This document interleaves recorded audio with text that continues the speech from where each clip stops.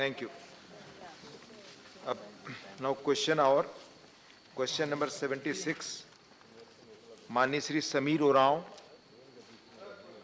56। माननीय मंत्री जी, पहला सवाल।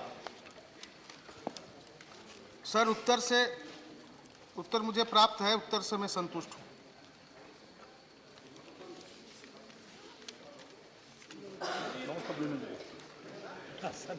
दूसरा सप्लीमेंट्री भी नहीं। धन्यवाद। माननीय श्री संजीव अरोड़ा जी।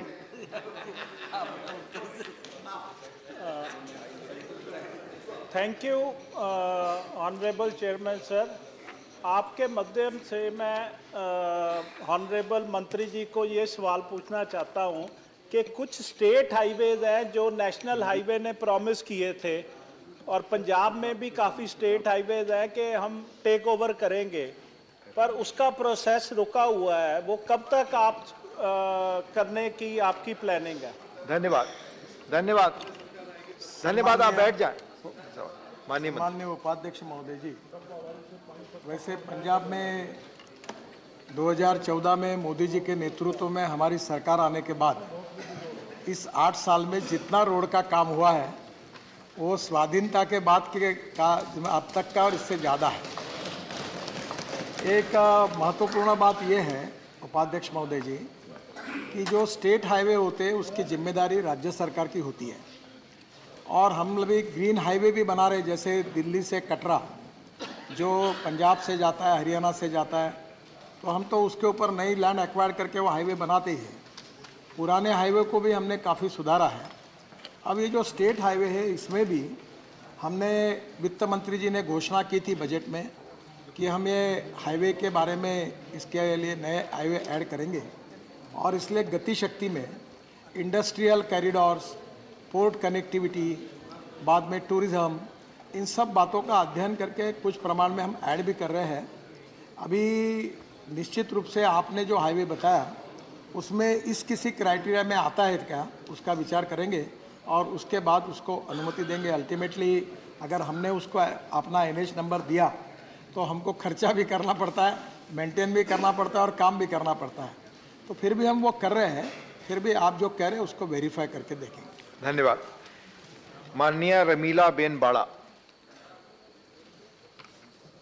अध्यक्ष जी, अपना माध्यम से माननीय मंत्री से मैं पूछना चाहती हूँ, जो परियोजना ठेकेदार के कारण से विलंबित है या अटकी है, ऐसे कितने ठेकेदार हैं और उनके सामने क्या शिक्षात्मक कदम उठाए गए हैं?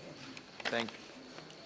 सम्माननीय उपाध्यक्ष महोदय जी, ये विषय जो है इसमें 95% काम पूरा हुआ और 5% लटका हुआ है, जिसको 100% कंप्लीशन नहीं कहा जाता। ऐसे करीब हमारे पास अभी 415 प्रोजेक्ट्स हैं। पर मैं आपको बताना चाहता हूं कि जब हमारी सरकार आई तब हमारे देश में 3,85,000 करोड़ के करीब 406 प्रोजेक्ट बंद पड़े थे, क्योंकि वहाँ उस समय बहुत समस्याएं थी। आपको भी पता होगा कि उस समय बिहार में भी सब जगह पर यही प्रॉब्लम था। पर सरकार आने के बाद बैंकर्स को, कॉन्ट्रैक्टर्स को बुलाकर land acquisition, utility shifting, railway के साथ के प्रश्न, हमने बैंकों के साथ के प्रश्न सुलझाए। अगर उपाध्यक्ष महोदय मैं ये बात कहूँगा तो मुझे इस बात का अभिमान है कि हमारी सरकार ने जो इनिशिएटिव उस समय लिया उसके कारण हमने भारतीय बैंकों को 3 लाख करोड़ के NPA से बचाया, और लगभग ये सब प्रोजेक्ट अभी क्लियर हो गए और 40,000 करोड़ के प्रोजेक्ट हमने टर्मिनेट कर दिए।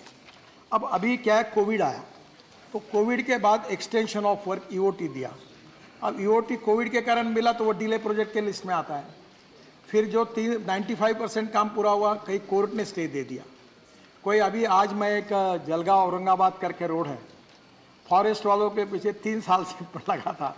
अब G20 के लिए वहाँ कार्यक्रम हो रहा है और लोग आ रहे हैं, तब मुश्किल से उन्होंने आज वो G20 का कारण बताया, तब क्लियर किया, वहाँ काम अटका हुआ है। तो बहुत से जगह पर ऐसी इसमें छोटे मोटे जो हमारे रीच के बाहर के हैं उसके कारण प्रोजेक्ट डिले हुए हैं। कुछ जगह पर कॉन्ट्रैक्टर फेल हुए हैं और कुछ जगह पर स्वाभाविक रूप से राज्य सरकार के सहयोग के बिना हम ये कर नहीं सकते, इसलिए उनके साथ रिव्यू मीटिंग करते हैं, चीफ सेक्रेटरी के साथ बैठते हैं, मुख्यमंत्री के साथ भी करते हैं, और हमने हमारे यहाँ रिव्यू में भी मेरे ध्यान में आया कि इसमें एक ओनरशिप नहीं है। जो आरओ है, जो इंचार्ज है, उन्होंने सुमोटो जाना चाहिए, बात करना चाहिए, प्रॉब्लम समझना चाहिए, सुलझाना चाहिए, केवल कागज़ पर फॉलो होकर नहीं होगा। तो इसके बारे में भी सूचना दी है। मुझे लगता है 3 महीने के अंदर ये जो डाटा है ये काफ़ी बड़ा दिखता है। 1% 2% काम का, कहीं बोर्ड भी नहीं लगाया तो भी इनकम्प्लीट प्रोजेक्ट होता हो। तो इसलिए हम लोग जल्दी ही 3 महीने के अंदर स्टेट वाइज इसका मॉनिटरिंग करेंगे और इसको 50% से कम करके इसको पूरा करेंगे। धन्यवाद। डॉक्टर सस्मित पात्रा। माननीय अध्यक्ष महोदय, आपके माध्यम से माननीय मंत्री जी को मेरा एक स्पेसिफिक प्रश्न है उड़ीसा रिलेटेड। माननीय मंत्री जी अवगत है इस बारे में, उनसे चर्चा भी एक आध बार हुई थी। एक है मान्यवर कटक से संबलपुर का राजमार्ग और दूसरा है राजमुंडा से बारकोट। ये 2 राजमार्गों पे काम चल रहा है और विशेषकर कटक से संबलपुर का राजमार्ग कई सालों से लंबित है। मैं माननीय मंत्री जी से जानना चाहता हूँ कब तक ये राजमार्ग कंप्लीट हो जाएगा। सर, कॉन्ट्रैक्टर फेल हो गए और कॉन्ट्रैक्टर कौन थे वो भी उनको पता है। अभी शायद वो नहीं इसी हाउस में थे, पर उनकी अड़चन है, ऐसी कुछ नहीं आ सकती है। हमने उनको रिप्लेस किया और रिप्लेस करके नए कॉन्ट्रैक्टर को लाया। अन्य सदस्य भी मेरे पास 2 बार आए थे, बाकी भी सदस्य आए थे। शायद वहाँ कुछ फुटबॉल की इवेंट भी बड़ी होने वाली है, हॉकी की। तो मैं आपको बता रहा हूँ कि उसके पहले अभी काम शुरू हुआ है। अभी इसका प्रोग्रेस काफ़ी ठीक है और मुझे लगता है कि आने वाले 3-4 महीने में आपका काम पूरा हो जाएगा। अब कॉन्ट्रैक्टर को बदल दिया है, रिप्लेसमेंट किया है और इसलिए काम पूरा होगा। धन्यवाद। Question number 77, doctor John Brittas. Question number 77, sir. माननीय मंत्री जी, first supplementary doctor John Brittas, Sir, I want your protection, sir. Please. No, I'm seriously saying, sir. To my specific questions, the minister has given confusing and even misleading answers. I'm serious, sir. As a chairman advised, I will be laying a copy of the answer on the table of the House. Sir, a gross injustice has been done to the backward students because the pre-metric scholarship, which was available to them from 1 to 10, has been truncated, scrapped, and now it has been limited only to 9 and 10. And one more factor is that Put your question, Dr. Sir, I need to formulate, sir. One more factor is that it has been limited to government schools only. There are vast chunk of schools which comes under aided and recognized categories, sir. Sir, my question was that what could be the number of students which would have gone out of the scheme because of the new scheme limiting this pre-metric scholarship? That was the question the government needs to answer. Thank you. माननीय मंत्री जी।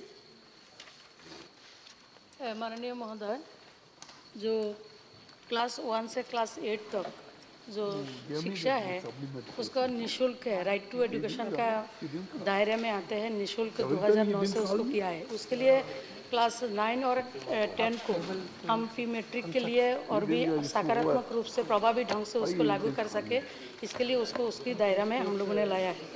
तो इसलिए इस साल में हम लोगों ने उसका 478 करोड़ रुपया उस पर राशि रखा है। उसके लिए 1,02,30,000 स्टूडेंट को लाभान्वित होगा और अगले 2020-21 से लेकर 2025-26 तक हम लोगों ने उसके लिए भी 5 करोड़ 67 लाख स्टूडेंट को लाभान्वित करने का प्रयास कर रहे हैं। Thank you. Second supplement. She hasn't answered my question, sir. Sir, is it a fact that the guidelines which was issued in 2017-18, which said that pre-metric scholarship is to ensure level playing ground with other sections? How is it that a guidelines which was issued in 2017-18 is ignored, and the government is falling on something in 2009 saying that the level playing ground has been achieved? Does it mean that in last 4 years some big bang has happened and quantum leap has happened for the OBC students? Question. Sir, my point is very simple. Sir, according to an answer given on the floor of the House, even under 8 departments, 52% of the OBC posts are laying vacant. Is it not imperative that unless you prop up the students, give them incentives, Question. how can you empower the OBC students? Thank you. Please. माननीय मंत्री, राज्य संघ राज्यों को हम लोगों ने national allocation देते हैं, उसके हिसाब से स्टूडेंट का नंबर आते हैं, उसके हिसाब से हम उसको राशि आवंटित करते हैं। What is it, Shrimati sir? Geeta Chandra Prabha, Sir, what is... Shrimati Geeta Chandra Prabha, please please धन्यवाद महोदय, मैं आपके माध्यम से नथिंग धन्यवाद महोदय, मैं आपके माध्यम से माननीय मंत्री जी से जानना चाहती हूँ कि पिछले 3 वर्ष में मैट्रिक पूर्व छात्रवृत्ति उत्तर प्रदेश में कितने पिछड़े वर्गों के छात्रों को छात्रवृत्ति का लाभ मिला तथा कितनी धनराशि व्यय हुई। माननीय महोदय, प्लीज माननीय जॉन ब्रिटास जी, अगर प्लीज हाँ, आई एम एक्सप्लेनिंग यू। अगर किसी मंत्री के किसी सवाल से अगर आप संतुष्ट नहीं है तो उसके लिए एक अलग प्रक्रिया है, प्लीज फॉलो दैट, प्लीज। माननीय महोदय, मैं आपके माध्यम से माननीय सदस्य को अवगत कराती हूँ। 2019-20 में उत्तर प्रदेश में 55,90,35,000 हम लोगों ने राशि आवंटित किया है। उसके लिए 3,27,000 स्टूडेंट को, ओबीसी स्टूडेंट को उसको लाभ मिला है। और 2020-21 में हम लोगों ने 40,81,00,000 से राशि आवंटित किया है, जिसके लिए 6,9,000 स्टूडेंट को वहाँ से सुविधा मिला है। और 2021-20 का पूरा जो संख्या है हमारे पास अभी तक नहीं आया है, अब आएगा तो हम माननीय सदस्य को उसको उपलब्ध कराएंगे। माननीय श्री सुजीत कुमार। महोदय, वर्ष 2022-23 में उड़ीसा सरकार ने केंद्र सरकार को 8 प्रपोजल्स भेजे हैं जो पोस्ट मैट्रिक ओबीसी हॉस्टल्स बनाने के लिए, और ये मयूरभंज और पूरी जिला उड़ीसा के यहाँ बनाने के लिए, और ये प्रपोजल्स पीएम यशस्वी योजना के तहत भेजे गए हैं। तो मैं माननीय मंत्री जी से जानना चाहता हूँ ये प्रपोजल्स का क्या अभी स्टेटस है। महोदय, यहाँ प्री मैट्रिक के स्कॉलरशिप के ऊपर क्वेश्चन है, उनका जो स्टूडेंट के लिए हॉस्टल का व्यवस्था चाहिए, आप आइए, आके मिलिए, हम लोग उसके लिए भी काम करेंगे। आप पता करके माननीय सदस्य को बताएं। श्रीमती फौजिया खान जी। Thank you, sir. Ma'am, around 600 students from Jammu and Kashmir who have been admitted under the Prime Minister's Special Scholarship Scheme into undergraduate programs in different parts of the country have received emails from the PMSSS cell and AICT stating that they avail benefits of another scholarship scheme as well, which is against the rules of AICT.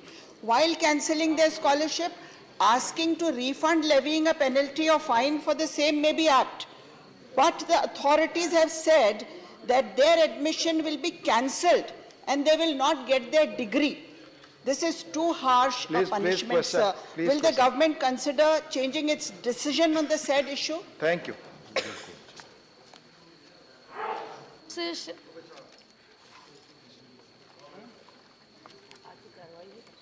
कुछ स्टेटों में जो हम लोगों ने राशि आवंटित किया है उसका यूसी भी ठीक से नहीं दिया है, और उन्होंने जो विषय को रखा है वो विषय को जानकारी लेके मैं आपको उपलब्ध कराऊंगी। Now next question 78, माननीय श्री मोहम्मद नदीमुल हक। Sir, question number 78. माननीय मंत्री जी। Sir, statement is laid on the table of the House. First supplementary. So in the context of the National Credit Framework, as was launched for public consultation in October by the Honorable Minister, I want to ask that how the National Credit Framework will enable the integration of the academic and the vocational domains to ensure flexibility and mobility between the two. Also, how is the ministry planning to bring back the students and candidates who have dropped out of the mainstream education and training programs to re-enter the education as well as vocational ecosystem? Appreciate the members' interest in the National Credit Framework, but I will respectfully point out that the question that he has submitted pertains to PMKVY 3.0. So if he submits a question on National Credit Framework, I'd be more than happy to answer it.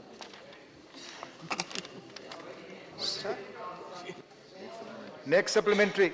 Thank you, sir. I'll definitely take it up, but I thought that he would be better prepared. Anyway, sir, the dropout percentage is higher than the placement percentage of candidates. So how is the ministry monitoring the performance of all the states in the field of skill development when only 15 out of 36 states and UTs have a functional online management system for centrally sponsored state management component? Thank you.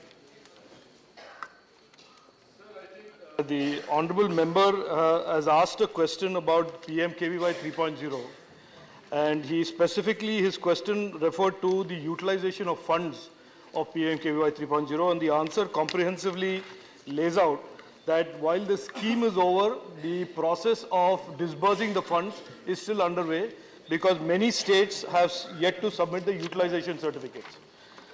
Sir, on the issue of monitoring, as the honourable member is aware, and the House also, I inform them through you, sir, PMKVY 3.0 was implemented during the COVID period.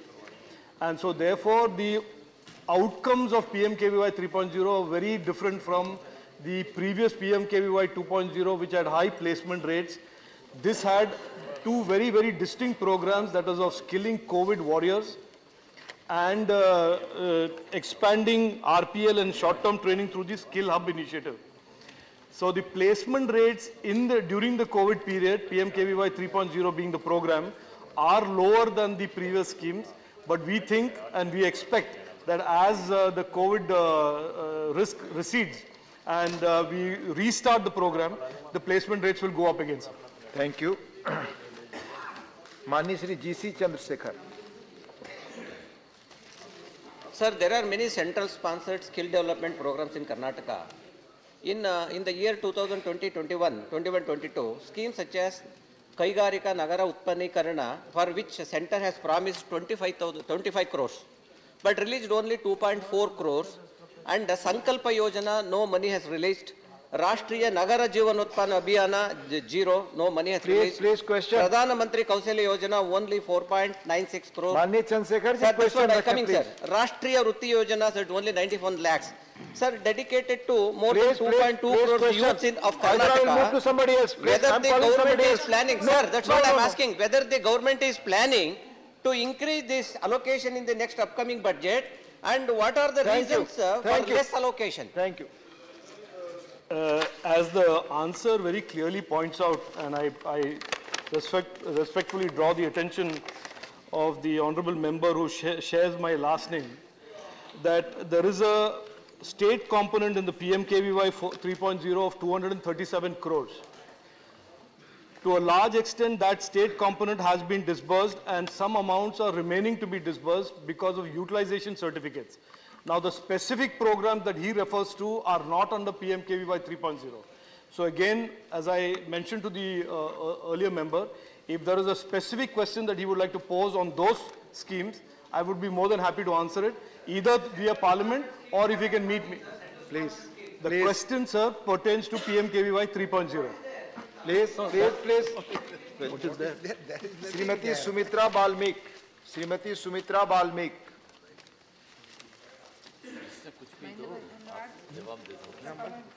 महोदय, मैं माननीय मंत्री महोदय से पूछना चाहती हूं कि प्रधानमंत्री कौशल विकास योजना के अंतर्गत मध्य प्रदेश में कितने उम्मीदवारों को प्रशिक्षित किया जा चुका है और क्या पिछड़े समुदाय और ग्रामीण क्षेत्रों में अधिक लोगों को इस योजना का लाभ पहुंचाने हेतु विशेष प्रयोजन किए गए हैं?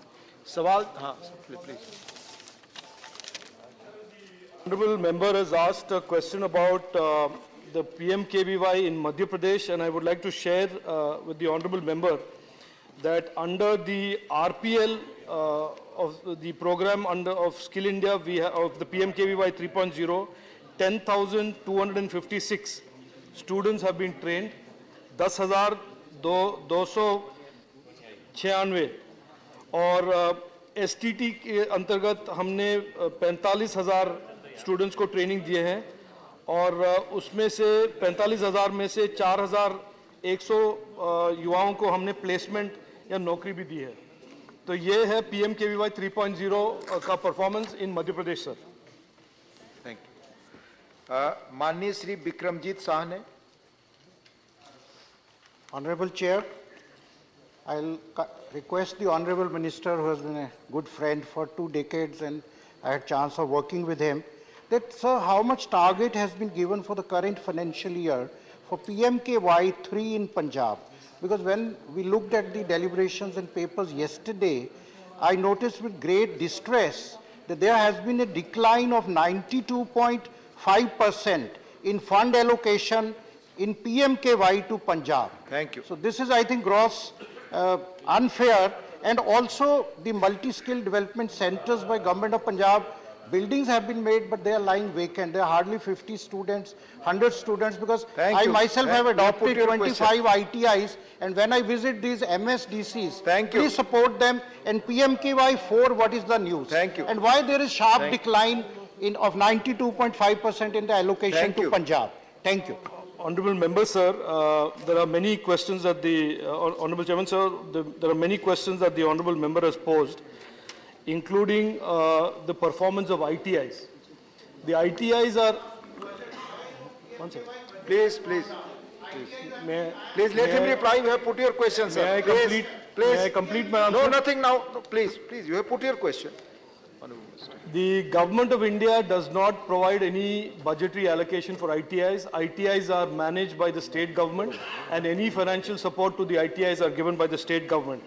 As far as why is the allocation for PMKVY 3.0 less than PMKVY 2.0, as I mentioned earlier, the PMKVY 3.0's main objectives were to deal with the COVID pandemic, and since there was large-scale disruptions during COVID of education and skilling, and there was much lower attendance of students and large numbers of institutions were closed during COVID. Obviously, it makes no sense to be granting higher allocations when the institutions are closed or students are not coming for training. I hope the member understands what happened during COVID pandemic. In terms of the general situation of skilling in Punjab, I would request the member to take it up with the previous government and the current government that is tasked with building the skilling ecosystem in Punjab. Thank you, sir. Please, no. Please, nothing. Now, question number 79 and 80. Both are of same nature. इसलिए इन दोनों सवालों को हम सब एक साथ ले रहे हैं. Question number 79, Honorable Sri Tiruchi Siva, not present. Susri Saroj Pandey, first supplementary. माननीय मंत्री जी. Honorable Minister, first supplementary. माननीय उपसभापति जी, मैं माननीय मंत्री जी को इस बात के लिए बधाई देना चाहती हूँ कि उन्होंने जो उत्तर दिया है वो बहुत विस्तृत तौर पर है और प्रश्न का उत्तर बहुत स्पष्ट है, और एक अच्छी योजना के लिए मैं उन्हें बधाई देते हुए मैं पूछना चाहती हूँ कि जिन माता पिता के द्वारा बच्चों को ग्रहण किया जाता है दत्तक पुत्र के तौर पर, यदि उनकी देखभाल बेहतर ढंग से नहीं की जाती है तो क्या उन्हें वापस संस्थान में लिए जाने का प्रावधान है? यदि लिया गया है तो उनकी संख्या कितनी होगी? धन्यवाद. माननीय उपसभापति महोदय, पहले तो हमारे माननीय सदस्य ने हमारे जो ऑर्फन सरेंडर बच्चों के लिए बहुत ही अच्छा सवाल पूछे. उसको बच्चे को एक माता पिता मिल जाए और माता पिता को पूरा फैमिली कंप्लीट करने का एक मौका मिला है, लेकिन जो माता पिता जो एडॉप्टिव पेरेंट्स है, अगर वो बच्चों की सही तरह से देखभाल नहीं कर पाए तो stringent measures have been provision for prospective adoptive parents and parents becoming reason for disruption and dissolution. वो भी हम स्ट्रिक्ट एक्शन उसके समक्ष ले सकते हैं. Thank you sir. Second supplementary. दत्तक पुत्र या पुत्री को दिए जाने के लिए जिलाधिकारियों को भी अधिकृत तौर पर घोषित किया गया है. मैं जानना चाहती हूं माननीय मंत्री जी से कि कितने जिलाधिकारियों द्वारा अभी तक दत्तक पुत्र या इस प्रक्रिया को आगे बढ़ाया गया है. अगर वो संख्या में होगा तो बेहतर होगा. Thank you. मती से सर्वप्रथम तो मैं इस सभा की बहुत बहुत आभारी हूँ कि हम सब ने समन्वय से जे एक्ट का अमेंडमेंट प्रस्तावित भी किया था, उसका समर्थन करके पास भी किया। तत्पश्चात महोदय, जब अडॉप्शन के नए रेगुलेशन 23 सितंबर को घोषित हुए, हमने उससे पहले की तैयारी ये की थी कि सभी राज्य सरकारों के साथ, जिला अधिकारियों के साथ, उस सहित जो भी हमारे चाइल्ड वेलफेयर कमिटीज़ हैं देश भर के, उनके साथ चर्चा करने के बाद ही नए रेगुलेशन हमने प्रस्तावित किए। साथ ही साथ महोदय, प्रस्तावना के बाद जब नए रेगुलेशंस घोषित हुए, तत्पश्चात भी सभी जिलाधिकारी, सभी चाइल्ड वेलफेयर कमेटी, सभी प्रोस्पेक्टिव पेरेंट्स, लगभग 1800 स्टेक होल्डर्स के साथ उसके बाद भी हमारा समन्वय रहा। इसके परिणाम स्वरूप महोदय, जब नए रेगुलेशंस प्रस्तावित हुए, नोटिफाई हुए, तब लगभग 900 केसेस देश भर की कोर्ट्स में पेंडिंग थे। हमने राज्य सरकारों से ये निवेदन किया है कि आप अपने जितने भी केसेस हैं उसको विड्रॉ करें, और उसके सर एक परिणाम स्वरूप 23 सितंबर से लेके दिसंबर के पहले माह में लगभग 580 से ज़्यादा बच्चे अडॉप्ट हो चुके हैं।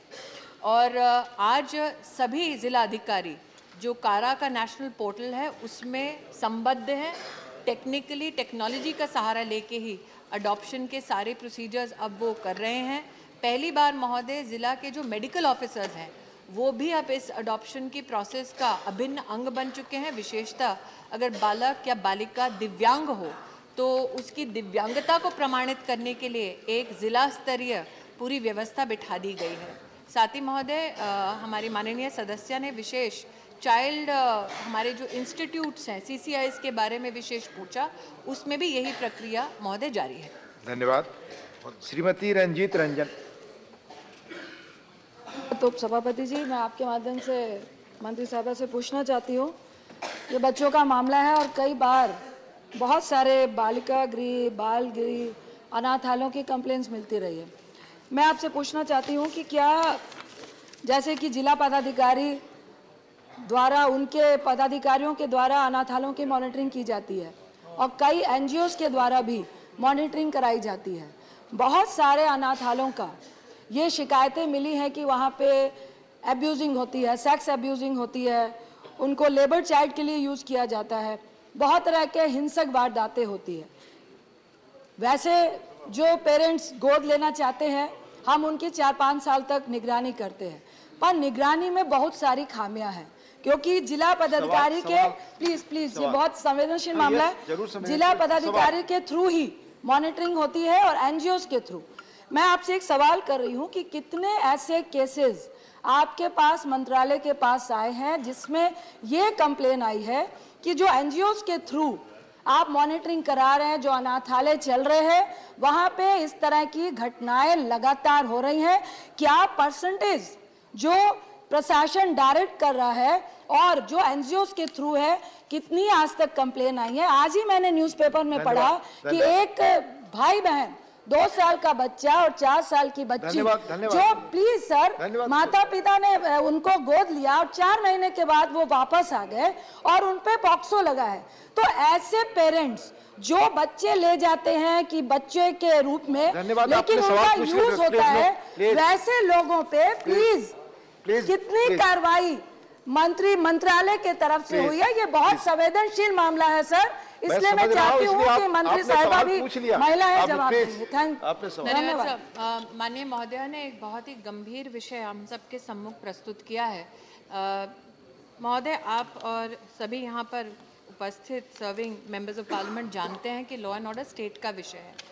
अब तक 200 केसेस ऐसे हुए हैं बच्चों के जहाँ पर डिसरप्शन हुआ है, मतलब जिन माता पिता ने उनको अडॉप्ट किया उन्होंने वापस स्टेट को लौटाया है, और ये सभी बच्चे अब CCIs में वर्तमान हैं। दोबारा पुनः इनके लीगली अडॉप्शन की प्रक्रिया शुरू होगी। महोदय, ये समझते हुए कि पहले सिस्टम में कई लोग बच्चे अडॉप्ट करके, ज़रूरी नहीं है कि पॉक्सो का केस हो, अपितु उनमें ये भावना जागृत नहीं हो पाई कि बच्चे की देखभाल करें, तो वो डिसरप्ट करके या डिसॉल्व करके उस अडॉप्शन प्रोसेस को निष्क्रिय कर देते थे, बच्चा वापस करते थे।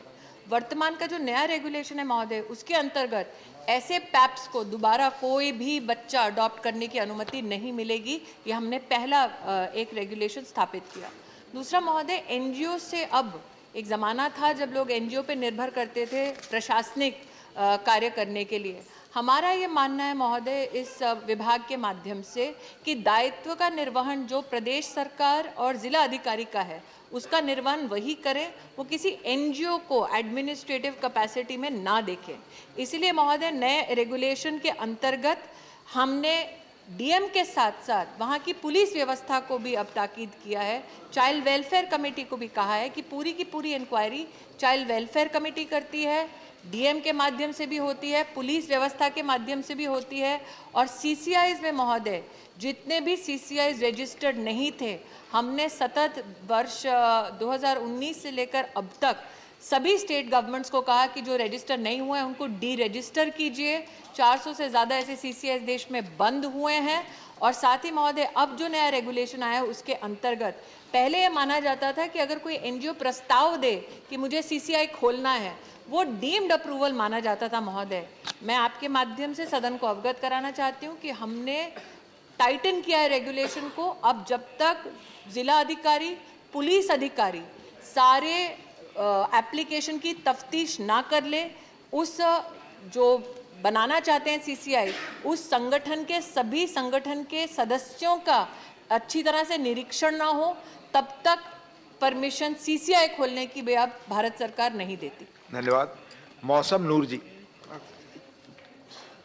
To you, I would like to ask the Honorable Minister, what is the average waiting period of adoption in the last 5 years? What are the steps being taken by the government to reduce the same? Thank you. I'd like to tell the honourable member that this house has been witness to many conversations, debate, deliberations and discussions wherein the average time taken to adopt a child through the court processes was so lengthy that a minimum of 2 years was needed by adoptive parents in terms of waiting. This is exactly, sir, the reason why we proposed the amendment. Many cases it took up to 3.5 years. And sir, as I have highlighted in my previous answer, on the 23rd of September this year, we notified the new regulations, sir.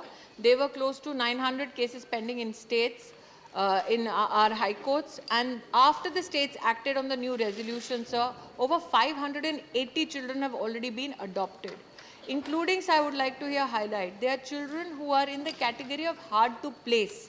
They are older children who have never been adopted before. And such children now, so in a 7-day procedure technologically, are made available to even our NRI diaspora or OCI card holders, so that these children find families within our own socio-cultural milieu. Otherwise, such children were available for foreign adoption, sir. Just in a limit of 7 days, sir, 42 such children found placement with the Indian diaspora and resident Indians, sir. A child now, sir, does not have to wait. The adoptive parent may be, but I am happy to report, sir, that children will not have to wait. If in our country we have more and more parents who want to adopt, that is a healthy sign of a society which is compassionate. But I can assure you, sir, children do not have to wait. Procedurally, sir, state governments have assured us that through the DMs and the child welfare committees, the protection of the interest of the child has been made foremost. Thank you. Srimati Seema Dwivedi. माननीय उपसभापति महोदय, मैं आपके माध्यम से माननीय मंत्री से जानना चाहती हूँ कि जो माता पिता 3 साल में बच्चों को गोद लिए हैं, उनमें बच्चों की संख्या अगर कम है तो बच्चियों को भी ज़्यादा संख्या में माता पिता गोद लें। क्या इसमें इसको बढ़ावा देने के लिए, और जो माता पिता बच्चियों को गोद लेते हैं ऐसे लोगों को क्या अलग से सरकार कुछ सुविधा देने का प्रयास करेगी? ये मेरा आपसे सवाल है। मैं माननीय सदस्य से कहना चाहती हूँ कि अगर आप आंकड़े देखें तो हमारे देश में साल 2019-20 में एक तरफ 1400 लड़कों का अडॉप्शन हुआ, दूसरी तरफ 1938 लड़कियों का अडॉप्शन हुआ। हमारे देश में साल 2020-21 में 1200 लड़कों का अडॉप्शन हुआ और 1856 लड़कियों का अडॉप्शन हुआ। और महोदय 21-22 में 1293 लड़कों का अडॉप्शन हुआ और 1690 से ज़्यादा बेटियों का अडॉप्शन हुआ। तो वाकई में अडॉप्टिव पेरेंट्स ने बेटी को लक्ष्मी स्वरूपा मान के ही अडॉप्ट किया है। धन्यवाद। Now supplementary on question number 79, माननीय Tiruchi Shivaji is not there, so doctor Yami Yagnik.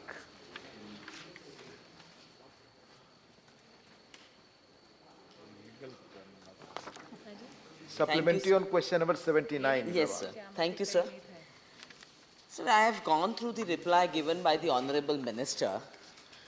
If you, the Minister kindly refers to all the authorities that are involved, sir. Child Welfare Committee, the Central Adoption Resource Authority, then there's a Juvenile Justice Board and an Act, and the Juvenile Justice Homes, then the District Child Protection Unit, OCI, CMO, there are so many authorities on one side. There might have been adoptions of the girl child and the boy child, as you mentioned, but the number which you have given is much less. The data shows a lot of orphan children in orphanages. I just want to ask you, do you have any plan to make some kind of an arrangement for these children for counseling? They are in waiting, they are not commodities. मेरा turn कब आएगा, मुझे कौन ले जाएगा, मैं कहाँ जाऊंगी? This is an important issue rather than talking about all these other things. Have we thought about this future or the sensitiveness of the children's minds in this particular issue? Thank you. I would like to very humbly, through you, sir, object to the fact that there is a presumption by the honorable member that the numbers that have been professed in this house are a part of an administrative imagination. I, sir, recognize the authority and the dignity of the House, and so humbly through you submit, sir, all the numbers professed, and including the numbers that have been given in written responses to this House, are accurate in collaboration with constitutional and administrative authorities across the country. Hence, to subject these numbers that have been professed to some kind of an illegality, sir, is a great disrespect to this House and efforts of government at the center and in the states, sir. So, insofar as this, again, proclamation that why have I written in this written response, who are the various administrative branches of government, including district authorities, who are liable or authorized or responsible to act in the interest of the child, sir. This House demands that kind of a disclosure in an answer, and hence that disclosure was given so that members of parliament, when they deem fit, know in the administrative hierarchy in the country who could they approach, in fact, if a child is in need of help. Sir, again the presumption that nobody in this government must have thought about the mental health needs of children, especially in childcare institutions, or for that matter, children in waiting, is again an anomaly. Because I have in this very House, sir, communicated earlier in one of my earlier engagements that in collaboration with NIMHANS, under the aegis of Ministry of Health, especially during COVID, the Ministry of Women and Child Development for children, particularly also in distress, in need, and children in CCIs, have received adequate counseling support through NIMHANS Samvad project. So over 1 lakh caregivers also were a part of it.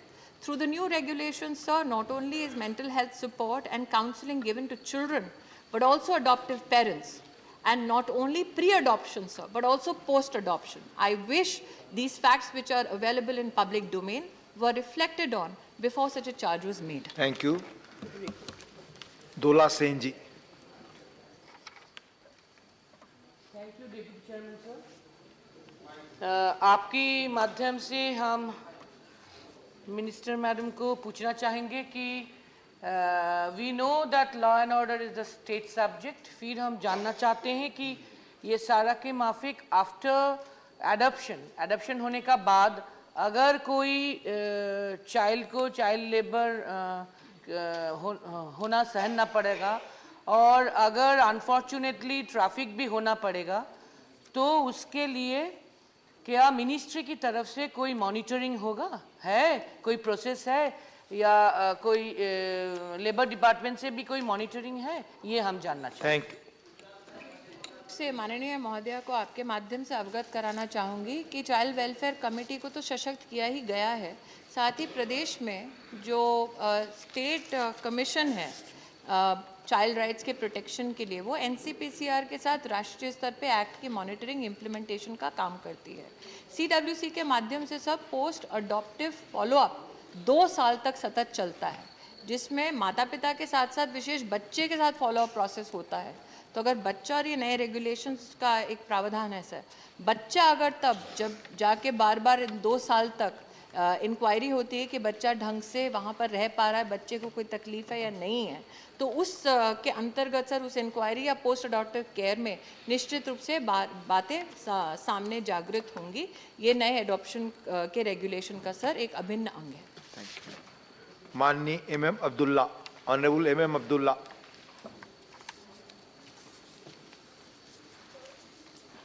Honorable Deputy Chairman, sir, thanks for the opportunity given me to ask the supplementary question on question number 79. Sir, whether it is fact that incidents of families returning children to the state adoption agencies have an unusual spike in the past year, and if so, the union government taken any steps to resolve it, sir? Thank you. Sir, till now, no unusual spike has been reported to the ministry. However, sir, we are cognizant of the fact that this is an ongoing process where engagements with children and prospective parents and those parents who have already adopted children is something where we depend on CARA to report to us any anomaly, any disruption or dissolution. So from that perspective, sir, definitely the ministry tries to ensure that our engagement are productive, not only from the perspective of CARA, but also state adoption agencies, child welfare committees, NCPCR and SCPCR, sir. Predominantly, sir, we have requested NCPCR to ensure any disruption that they see from any inquiry that they have undertaken or undertaken through state agencies also be flagged to the ministry. Thank you. Thank you. अब question number 81, यह question non construction of Muktsar Malkot road NH 354A in Punjab, specific इस पंजाब की सड़क के बारे में, इसलिए supplementary भी इसी के बारे में होगी। माननीय श्री संत बलबीर सिंह जी। हाँ जी, आप जी दे माध्यम राही माननीय मंत्री जी, आपने फर्स्ट सप्लीमेंट्री पहला सवाल। ਅਸੀਂ ਮੁਕਤਸਰ ਮਲੋਟ ਜਿਹੜੀ ਸੜਕ ਆ ਤਕਰੀਬਨ 2013 ਦੇ ਵਿੱਚ ਉੱਤੇ ਪ੍ਰੀਮਿਕਸ ਪਿਆ ਸੀ ਤੇ ਉੱਥੇ 40 ਮੁਕਤਿਆਂ ਦੀ ਪਵਿੱਤਰ ਧਰਤੀ ਆ, ਕਰੋੜਾਂ ਸੰਗਤਾਂ ਉੱਥੇ ਆਉਂਦੀਆਂ ਤੇ ਇਸ ਵਾਸਤੇ ਬੜੀ ਦਿੱਕਤ ਆ, ਟੋਏ ਪਏ ਹੋਏ ਆ ਤੇ ਅਸੀਂ ਮੰਤਰੀ ਸਾਹਿਬ ਕੋ ਜਾਣਨਾ ਚਾਹੁੰਦੇ ਹਾਂ ਕਿ ਉਹ ਕਦੋਂ ਤਿਆਰ ਹੋਊਗੀ ਤਾਂ ਕਿ ਲੋਕਾਂ ਨੂੰ ਰਾਹਤ ਮਿਲੇ, ਇਹੀ ਅਸੀਂ ਜਾਣਨਾ ਚਾਹੁੰਦੇ ਹਾਂ। धन्यवाद। धन्यवाद। सम्माननीय उपाध्यक्ष महोदय जी, इस प्रोजेक्ट में टेंडर भी निकला है, सब बातें पूरी हुई है, केवल अपॉइंटमेंट डेट दी नहीं गई। अपॉइंटमेंट डेट इसलिए नहीं दी गई कि इसका फॉरेस्ट क्लियरेंस नहीं मिले। इसमें 10 hectare land 9.995 hectare land is pending with the state government. Proposal for stage 1 forest clearance has been written 3 times by DFO on 11th August 2022 and twice on 13th October 2022, and again returned 2 times by nodal officer of forest department on 22 and 23 November. Now the समस्या ये है कि जब तक forest environment का clearance नहीं मिलता तब तक हम अपॉइंटमेंट डेट देते नहीं, क्योंकि काम शुरू हो जाता है और फिर देते नहीं, फिर वो क्लेम डालता है। मुझे आपकी बात बिल्कुल मान्य है कि रोड बहुत इंपॉर्टेंट है, एक्सीडेंट्स हो रहे हैं, हमने मंजूर किया है, टेंडर निकाला है, कॉन्ट्रैक्टर काम करने के लिए तैयार है, पर पिछले अनेक दिनों से फॉरेस्ट डिपार्टमेंट के क्लियरेंस न मिलने के कारण हमने उसको अपॉइंटमेंट डेट नहीं दी है। आप भी प्रयास करिए, मैं भी करता हूँ, और ये मिलने के बाद तुरंत काम शुरू करेंगे और 18 महीने के अंदर काम पूरा कर सकेंगे। धन्यवाद। दूसरा सप्लीमेंट्री। बिल्कुल बिल्कुल माननीय बहुत बहुत धन्यवाद है। दूसरा क्वेश्चन साडा एक हशियारपुर तो आदमपुर जिहड़ी सड़क आ उहदे उत्ते जिहड़ा है रुकिया होया काम आ, वो सड़क विच ये बड़ी प्रॉब्लम आ रही है। आदमपुर हवाई अड्डा बन गया पर ਉਹਦੀ ਜਿਹੜੀ सड़क आ ਜਿਹੜਾ रस्ता वा ਉਹਦੇ ਵਿੱਚੋਂ ਉਹ बड़ी दिक्कत आउंदी साइड ਦੇ ਵਿੱਚ, ਉਹਦੇ ਬਾਰੇ ਜਾਣਨਾ ਚਾਹੁੰਦਾ। सर वो नेशनल हाईवे है कि नहीं ये कंफर्म करना पड़ेगा, क्योंकि वी आर ओनली अथोराइज, हम राष्ट्रीय महामार्ग पर ही काम कर सकते हैं। फिर भी आपने बताया अगर वो NH है तो मुझे अभी जानकारी नहीं है उसकी क्या स्थिति है, और मैं वेरीफाई करूंगा और NH होगा तो उसको सुधारने का काम करूंगा। धन्यवाद। डॉक्टर सुमेर सिंह सोलंकी, यह सवाल पंजाब का है, अगर इस पर आपका सवाल है तो उसकी इजाजत तो नहीं। श्री जुगल सिंह जी, क्या पंजाब से संबंधित सवाल है? आप पूछिए। धन्यवाद सर। पंजाब के माननीय प्रोजेक्ट से? मैं पंजाब से ही बात कर रहा हूं सर। माननीय मंत्री जी से मैं कहना चाहूंगा कि जैसे आपने गुजरात के सूरत के अंदर स्टील के वेस्ट से, मतलब सॉल से जो सड़क बनाई है, उस तरह का पंजाब के अंदर सड़क बनाने का कोई आयोजन है? नहीं, ये सवाल इससे जुड़ा नहीं। Please, we are moving to other question now. Question number 82, माननीय श्री अनिल देसाई, नॉट प्रेजेंट। माननीय मंत्री जी।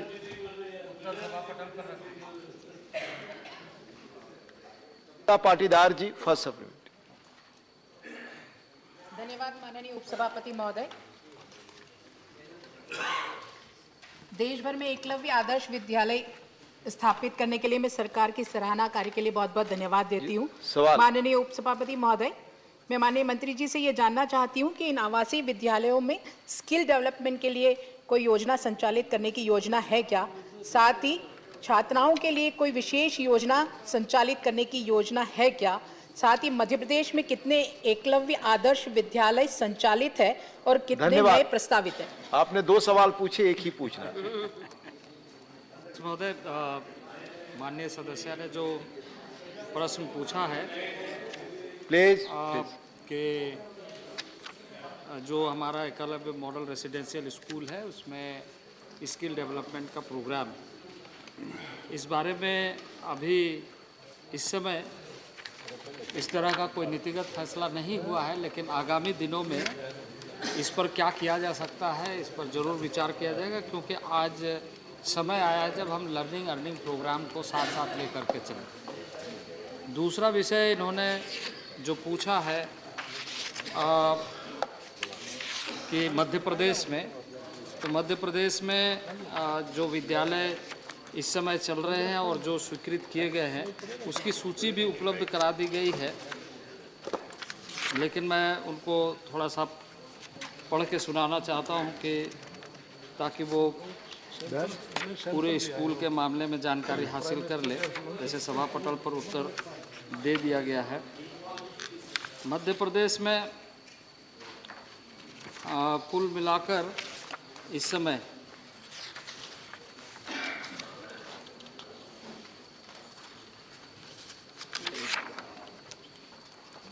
आप लिस्ट ना हो तो भिजवा देंगे माननीय मंत्री। ये मध्य प्रदेश में कुल मिलाकर 70 विद्यालय स्वीकृत की गई है और 63 विद्यालय अभी इस समय फंक्शनल है और बाकी में काम चल रहे हैं। ये बहुत महत्वाकांक्षी योजना माननीय प्रधानमंत्री जी के द्वारा प्रारंभ किया गया है, जो पूरे देश भर में चल रही है। Thank you. माननीय प्रोफेसर मनोज कुमार झा जी। शुक्रिया उपसभापति महोदय। मुझे माननीय मंत्री जी से जानना है कि एक तो सर एकलव्य प्रताड़ना और एक्सक्लूजन का प्रतीक है, तो मैं समझता हूं कि इसका नाम अगर बिरसा फुले पेरियार हुआ होता तो बेहतर हुआ होता। तो बहरहाल मेरा सवाल है कि ये जो EMRS के खोलने की जो एक सीलिंग है कि 50% इन ईच ब्लॉक वो आबादी होनी चाहिए। मैं समझता हूं सर अगर इन विद्यालयों के विस्तार को देखें तो क्या मिनिस्ट्री ऐसा सोच रही है कि इसे 50 से घटाकर 30 से 35% किया जाए आबादी के लिहाज से प्रति ब्लॉक? शुक्रिया सर, जय हिंद। माननीय उपसभापति महोदय, जो हमारे ऐतिहासिक पृष्ठभूमि है, जो ग्रंथ है, उसके अनुसार एकलव्य मॉडल रेसिडेंशियल स्कूल का नामांकन किया गया है। वैसे मैं अर्जुन हूँ और इस नाते मैं कह सकता हूँ कि अर्जुन और एकलव्य का संवाद अब नए तरीके से प्रारंभ हो रहा है। दूसरी बात मैं आपको बताना चाहता हूं माननीय उपसभापति महोदय आपके माध्यम से कि आप 50% से अधिक एवं 20,000 से अधिक आबादी वाले देश भर के जितने ऐसे ब्लॉक्स हैं वो सारे ब्लॉक्स में यह विद्यालय बनाए जाए। एक महत्वाकांक्षी योजना प्रारंभ की गई और जो लगभग 29,000 करोड़ की यह योजना वित्त मंत्रालय के द्वारा और माननीय प्रधानमंत्री के नेतृत्व में स्वीकृत किया गया है। अब ये कार्य चल रहा है। इस कार्य को चलने के बाद, इस कार्य को समाप्त करने के बाद, क्योंकि इसमें 740 स्कूल हो जाएंगे, देश भर में जितने नवोदय विद्यालय हैं उससे अधिक एकलव्य मॉडल रेसिडेंशियल स्कूल हो जाएंगे। तो यह योजना जब समाप्त हो जाएगी उसके बाद आगे के दिनों में, आने वाले दिनों में लगातार ये रिसर्च प्रोग्राम चलते रहेगा कि आगे एजुकेशनल सेक्टर में ट्राइबल अफेयर्स के माध्यम से क्या और किया जा सकता है। धन्यवाद। माननीय विप्लव देव जी। महोदय, मैं पहले प्रधानमंत्री जी को धन्यवाद देना चाहता हूं कि बड़े मात्रा में एकलव्य विद्यालय पूरे देश भर में किया गया है। और मैं जिस राज्य से आता हूं, त्रिपुरा में एक समय 4 एकलव्य विद्यालय थे। माननीय मंत्री जी ने 18 एकलव्य विद्यालय दिया, मैं धन्यवाद देता हूं। किंतु साथ ही साथ मैं कहना चाहता हूँ, कंस्ट्रक्शन जो कर रहा है वो समय पर हो, इसके लिए कोई मॉनिटरिंग व्यवस्था है क्या नहीं, और वो नहीं हो तो कब तक ये की जाएगी, ये मेरा प्रश्न है। धन्यवाद। अध्यक्ष महोदय, इसकी पूरी मॉनिटरिंग की व्यवस्था की गई है। हमारा एक एजेंसी, एक तो नेस्ट जो एक मिशन मोड में काम कर रहा है, और दूसरा जो भारत सरकार के ऐसी संस्थाएं हैं जिसमें हमने IIT को भी इन्वॉल्व किया है कि उसको समय समय पर उसकी गुणवत्ता की जांच करे। और इसके अलावा भारत सरकार की कई एजेंसियों के साथ मिल करके काम कर रहे हैं, क्योंकि यह देश भर में प्रोजेक्ट चल रहा है। कुछ क्षेत्रों में ज़मीन से संबंधित कई समस्याएं उभर करके सामने आई, क्योंकि इसमें हम लोगों ने जो लक्ष्य रखा है कि मिनिमम 15 एकड़ और 25 एकड़ के बीच में ज़मीन उपलब्ध हो, लैंड उपलब्ध हो, ताकि हम आने वाले दिनों में, मुझे कहते हुए खुशी हो रही कि इसमें हमने 4 मैदान खेल के लिए और 4 कंपलसरी गेम रखा है कि प्रत्येक विद्यालय में यह सुविधा उपलब्ध हो सके, क्योंकि देश में जो खेल की संभावना है उसको हम अपने एकलव्य मॉडल स्कूल में सही तरीके से प्रतिबिंब कर सकें। धन्यवाद। अब क्वेश्चन नंबर 83 माननीय नीरज डांगी जी। माननीय Neeraj Dangi ji, not. Statement is laid on the table of the House. First supplementary Shrimati Kanta Kardam जी।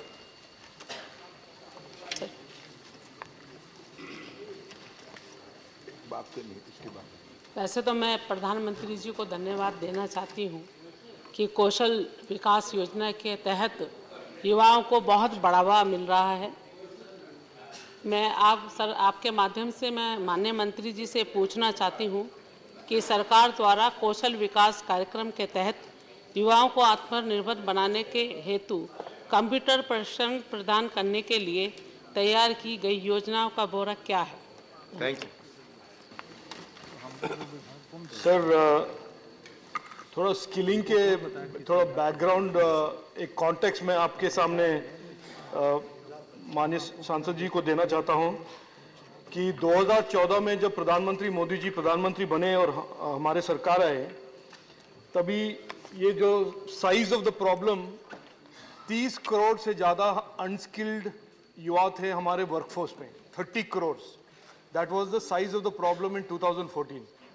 और हर साल 1.6 करोड़ अनस्किल्ड युवा हमारे वर्कफोर्स में ऐड होते थे। ये था एक कॉन्टेक्स्ट और एक background of the size of the problem.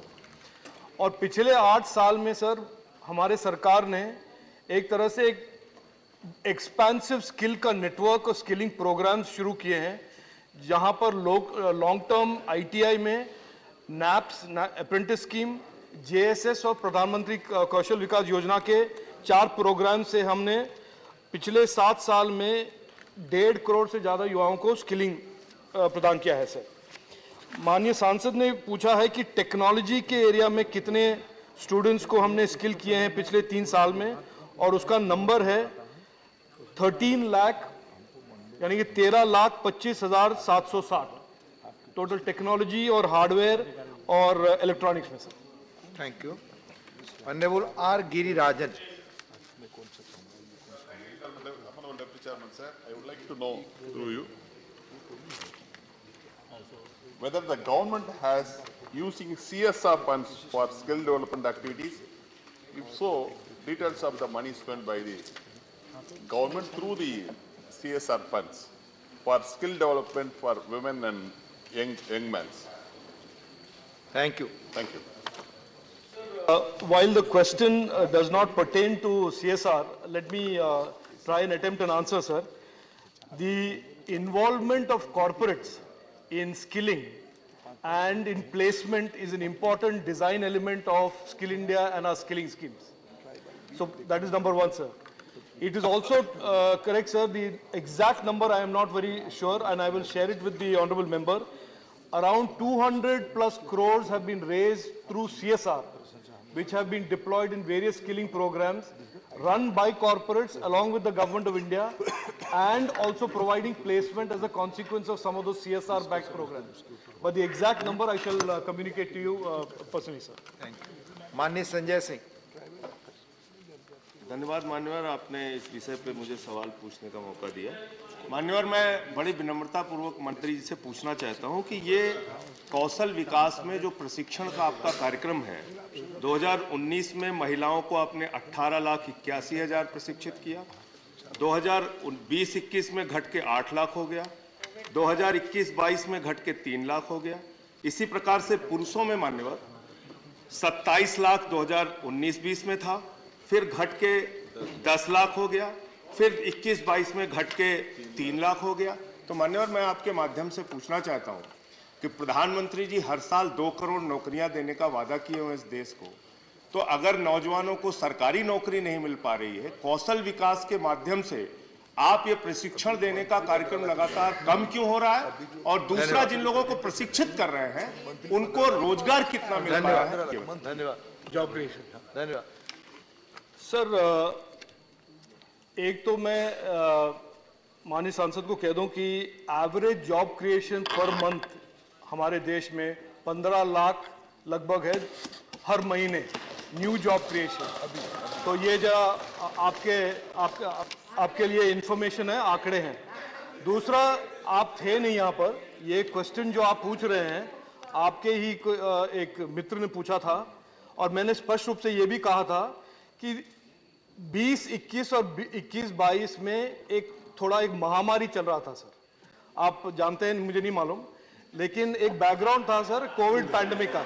नहीं, मजाक क्या, मजाक नहीं है, मजाक में प्लीज, अरे सर, मैं मजाक नहीं कर रहा हूं, मैं बड़ा रेस्पेक्टफुली कम्युनिकेट कर रहा हूं सर कि ड्यूरिंग कोविड काफी सारे डिसरप्शंस हुए थे सर एजुकेशन में और स्किलिंग में, और हमने अभी क्वेश्चन नंबर 3 में कह भी दिया था सर कि कोविड के दौरान स्किलिंग का एलोकेशन और स्किलिंग के जो स्टूडेंट पार्टिसिपेशन में काफी घटावट आया था। 21-22 का मैं तो बताइए तो, हाँ 21-22 का नंबर है सर 21-22 में भी कोविड चल रहा था सर, और वो PMKVY 3.0 का मैंने आंकड़ा शेयर किए हैं सर हाउस के साथ, और आने वाले साल में सर मैं काफी कॉन्फिडेंट हूं कि ये स्किलिंग के नंबर प्री कोविड के लेवल तक पहुंचेगा। Thank you. Now question number 84, doctor Anil Sukhdev Rao Bonde. Question number 84, माननीय मंत्री जी। जवाब पटल पर रखा है। First supplementary. सर, माननीय मंत्री जी से आपके माध्यम से मैं पूछना चाहता हूं, पहले तो अभिनंदन करना चाहता हूं कि उन्होंने स्पीड लिमिट, सवाल पूछिए, समय बहुत कम है, स्पीड लिमिट बढ़ाई नहीं है, तो फिर भी रोड अच्छे होने के कारण एक्सीडेंट्स बहुत ज़्यादा बढ़ रहे हैं और उसमें डेथ्स और डिसेबिलिटी भी बढ़ रही है। तो उसके लिए कोई विशेष योजना कि एक्सीडेंट प्रिवेंट करने के लिए विशेष योजना और विशेष फंड का प्रावधान माननीय मंत्री जी कर रहे हैं क्या, ये पूछना। धन्यवाद। माननीय मंत्री। सम्माननीय उपाध्यक्ष महोदय, ये बात सच है कि रोड एक्सीडेंट्स में रोड बनने के पहले भी हम देश वर्ल्ड में सबसे हाईएस्ट है। 5 लाख एक्सीडेंट्स होते हैं, 1.5 लाख मौतें होती है, और अभी किसी महामारी में, लड़ाई में, दंगों में जितने लोग नहीं मरते उतने रोड एक्सीडेंट में मरते हैं। और इसके लिए हमने education, automobile engineering, civil engineering में सुधार, ब्लैक स्पॉट का आइडेंटिफिकेशन, लगातार कोशिश कर रहे हैं, पब्लिक कैंपेन कर रहे हैं और काफ़ी बड़े सेलिब्रिटीज़ का भी सहयोग ले रहे हैं। तो ये निश्चित रूप से करेंगे। पर एक तरफ एक बात सच है कि हम नए 27 green express highway axis control बना रहे हैं और स्वाभाविक रूप से अभी दिल्ली टू चंडीगढ़ 2.5 घंटे में होगा, दिल्ली टू देहरादून 2 घंटे में होगा, नया रोड बन रहा है, दिल्ली टू हरिद्वार 2 घंटे में होगा, दिल्ली टू जयपुर 2 घंटे में होगा, अब चेन्नई से बेंगलोर 2 घंटे में होगा और मुंबई से दिल्ली 12 घंटे में होगा। तो ये हाईवे इंटरनेशनल स्टैंडर्ड के है और इसमें एक्सिस कंट्रोल है। माननीय मंत्री जी, question hour is over now. Sir एक एंड कर देता हूं। अब इस सब परिस्थिति में इंटरनेशनल जो नियम बने उसके आधार पर राज्य सरकार को विश्वास में लेकर नई स्पीड लिमिट के बारे में 2 लेन से लेकर 4 lane, pave shoulder, access control express highway, इसकी नई रचना हम करेंगे क्योंकि कुछ लोगों को फाइन भरने पड़ रहा है और जल्दी इसका निर्णय करें। Thank you. The House stands adjourned till 2 p.m.